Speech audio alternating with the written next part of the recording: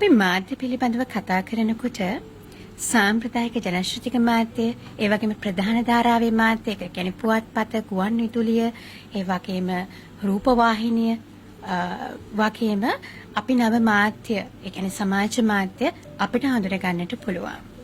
අනිකුත් මාධ්‍යට සාපේක්ෂව ඕනම කෙනෙකුට සමාජ මාධ්‍ය තුල අන්තර්ගත නිර්මාණය කිරීමේ හැකියාව තියෙනවා. ඒ වගේම තමයි තමන්ගේ නිදහස් අදහස් දැක්වීමේ හැකියාව ලැබෙනවා සමාජ මාධ්‍ය තුල පුරවැසි ජනමාධ්‍ය වේදය තුල.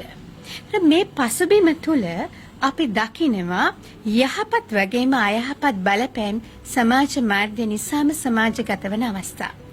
ලංකාවේ කළ තියෙන පර්යේෂණ වගේම විවිධ සංගණන වාර්තාවලට අනුව ලංකාවේ වැඩිපුර සමාජ මාධ්‍ය පාවිච්චි කරන්නේ පුරුෂ පක්ෂය වුණත් අපි දකිනවා සමාජ මාධ්‍යවල බලපෑම අයහපත් විදිහට එල්ල වෙන්නේ බොහෝ විට කාන්තාවන්ට. මේ පර්යේෂණ වලින් පවා තහවුරු වෙලා තියෙනවා.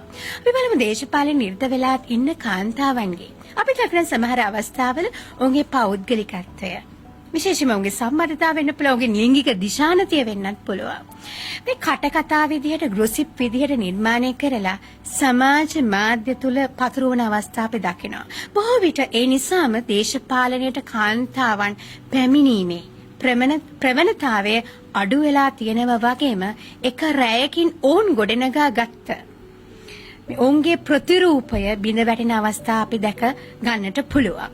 ඒ වගේම තමයි විශේෂයෙන්ම දැන් මැතිවරණයක් අවස්ථාවකදී කාන්තාවකට මේ ආකාරයෙන් ඔවුන් පිළිබඳව ඩිස්ඉන්ෆෝමේෂන්, දුස්තොරතුරු, ඒ වගේම කටකතා, ඒක අපි කියනවා මිස්ඉන්ෆෝමේෂන්, ඒ වගේම මේ මැල් ඉන්ෆෝමේෂන්, මේ විදිහට ඔවුන්ගේ පෞද්ගලිකත්වය හානි වෙන විදිහට හේට් ස්පීචස්, වෛරීය ප්‍රකාශන විදිහට සමාජගත වුණාට පස්සේ සමාජ මාධ්‍ය හරහා ඔවුන්ගේ පෞරුෂය බිඳ වැටිලා ඔවුන් ගොඩනගාගත්තු ප්‍රතිරූපය සමාජ මාධ්‍ය හරහා බිඳ වැටුණට පස්සේ දේශපාලනික වශයෙන් ඕන්ට සිදුවෙන්නේ ඍණාත්මක බලපෑම්.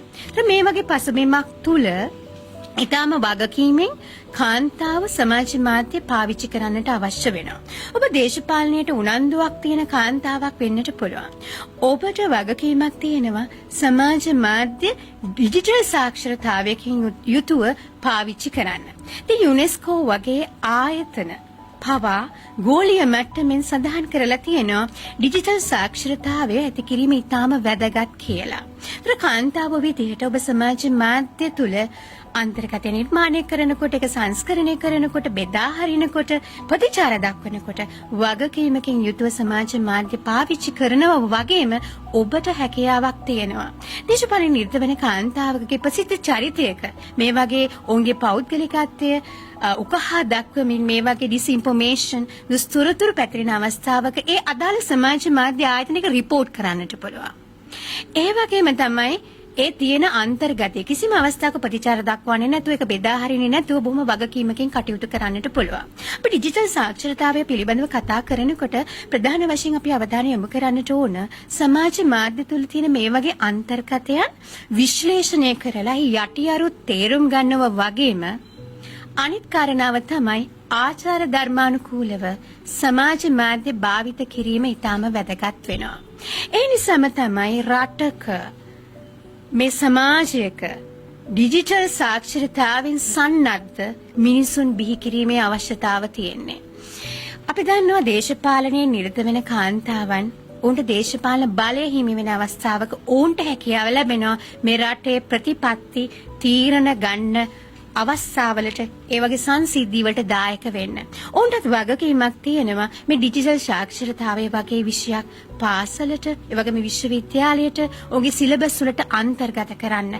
මොකද මොන රැකියාවක වෘත්තියක නියලුණත් සමාජ මාධ්‍ය සමාජයට කරන යහපත් බලපෑම නිසාම සමාජ මාධ්‍ය වගකීමකින් ආචාර ධර්මානුකූලව පාවිච්චි කිරීම පිළිබඳව දැනුවත් වීම ලබා ගැනීම ඉතාම වැදගත් වෙනවා. මොකද මා ආයතන මට්ටමින්, සමාජීය මට්ටමින් මේ ඩිජිටල් සාක්ෂරතාව ඇති කරමින් සමාජ මාධ්‍ය කොහොමද වගකීමකින් යුක්තව පාවිච්චි කරන්න කියලා මේ සමාජයේ මිනිසුන් දැනුවත් කිරීම, ඕන් ඩිජිටල් සාක්ෂරතාවෙන් සන්නද්ධ කිරීම යුගයේ අවශ්‍යතාවක් විදිහට මම විශ්වාස කරනවා.